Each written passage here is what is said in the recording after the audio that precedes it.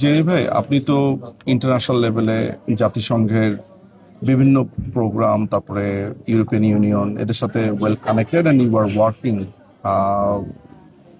বলবো যে খুবই পরিশ্রম করছেন, টায়ারলেসলি আর কি যাকে বলে। তো বাংলাদেশের যে বর্তমান পরিস্থিতি সম্পর্কে যারা ইউনাইটেড নেশনসের ডেলিগেটস আছে, নেতারা আছে, তাদের মতামতটা কি? এরকম একটা সিচুয়েশন, আপনার তো একটা অভিজ্ঞতা আছে সোফা। আসলে বাংলাদেশের যে বর্তমান পরিস্থিতি, এটা নিয়ে সারা বিশ্বের সব মানুষই অবগত আছে এবং তারা জানে যে বর্তমান পরিস্থিতি কি হচ্ছে। একটা দেশকে আনস্টেবল করার জন্য, একটা দেশকে দুর্বৃত্তদের হাতে তুলে দেওয়ার জন্য সবারই অবগত, এবং সেটা কাজটা কারা করছে এটা সবাই জানে। পশ্চিমাদের রোশনালে পড়ে, আর তাদের পপেট, যিনি এখন আমাদের সরকারের প্রধান হয়ে বসে আছে, অবৈধ সরকারের প্রধান, যেটাকে আমরা বলি আনকনস্টিটিউশনাল ইন্টারিম গভর্নমেন্ট, যেটা বাংলাদেশ সংবিধানেও নেই এবং বিশ্বের কোনো দেশে আছে কিনা কেউ জানেও না। তো সেক্ষেত্রে মনে করেন যে তারা আসলে বুঝতে পারে নাই প্রথম এই ভদ্রলোকের আসল কুৎসিত চেহারা। বর্তমানে সে চেহারাটা সবার সামনে তুলে এসে ফুটে উঠেছে এবং তারা দেখতে পাচ্ছে এই লোকটা একটা সাধু সন্ন্যাসী, মানে ভূত, একটা ডেভিল। সে মানুষকে কিভাবে ধোঁকা দেওয়ার যে অস্ত্র তার কাছে আছে, আমার মনে হয় না বিশ্বের কোনো নোবেল লরিটের নামে এটা আছে কিনা। জাতিসংঘের বিভিন্ন অনেক মানুষের তো দেখা হয়, বিভিন্ন দেশের অ্যাম্বাসেডর, তারপরে এমপিস। যে সোজা কথা হচ্ছে যে ইন্টারন্যাশনাল লেভেলের প্রচুর খেলোয়াড়দের সাথে তো দেখা হয়। তারা তাদের মতামতগুলো কি, ওয়েস্টার্ন ভিউজটা কি এখন?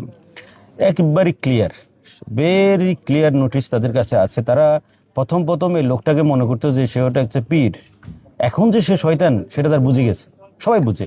কারণ আমি যে মনীষ সেতুরি যে বাংলাদেশের ডেলিগেশন নিয়ে গেছিল, তার সাথে আমার দুইবার দেখা হয়েছে এ পর্যন্ত।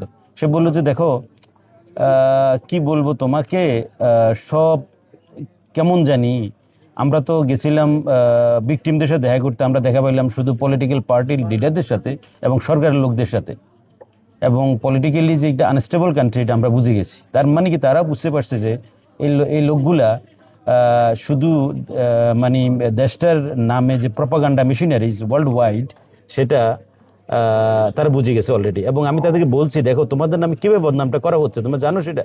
বলে যে কেমন? তাদের স্পোক পার্সন যে, সে বলে যে পিআর কোম্পানি দিয়ে তোমাদের এখানে বাস্ট করা হচ্ছে, এবং তাকে আমি ভিডিওটাও দেখাইছি। যদিও সে বাংলা বুঝে না, তাকে আমি এটা দিয়েছি যে তুমি দেখো সেটা, এটা তুমি কাউকে ইংলিশ অথবা ফ্রেঞ্চ করে তুমি শুনো সেটা, যে তোমাদের কি বলে, যে সে তোমাদের কে পিআর দিয়ে তোমাদেরকে ম্যানেজ করেছে, ম্যানেজ করে তোমাদেরকে বাংলাদেশে পাঠিয়েছে। এবং তোমরা একজন ইন্টারন্যাশনাল মানে হিউম্যান রাইটস ডিফেন্ডার হিসেবে কাজ করো, সেক্ষেত্রে তোমাদেরকে যদি কিভাবে বলে, তুমি সেটা কিভাবে নেবা? সে যথেষ্ট দুঃখ প্রকাশ করছে এবং সে যে ডিসহার্টেড হয়েছে তাদের এই কথাগুলো শুনে। ওয়েস্টার্ন প্ল্যানটা কি এন্ড অফ দ্য ডে বাংলাদেশকে নিয়ে? বাংলাদেশ কি, তারা আরেকটা তালেবানি রাষ্ট্র, আরেকটা ইসরায়েলি ইনভেনশন বা গাজার মতো কোনো দেশ দেখতে চায় না, এটা ক্লিয়ার। তারা এখানে তো তারা এক ধরনের প্রক্সি ওয়ারের মতো, যেমন চায়না ইন্ডিয়াকে ক্যাপচার করতে চায়, বাংলাদেশে বেস করতে চায়, এগুলো নিয়ে তো আলাপ হচ্ছে। আসলে যে জিনিসটা সবচাইতে বড়, তারা আজ থেকে 54 সাল থেকে বাংলাদেশে তারা একটা বেস করতে চাচ্ছে। কারা করতেছে সবাই জানে।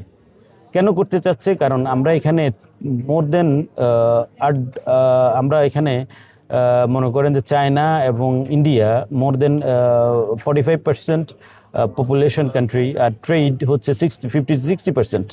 এই ট্রেডটা কন্ট্রোল করার জন্য অনেক দিন থেকে পশ্চিমারা লেগে আছে। পশ্চিমা বলতে কারা?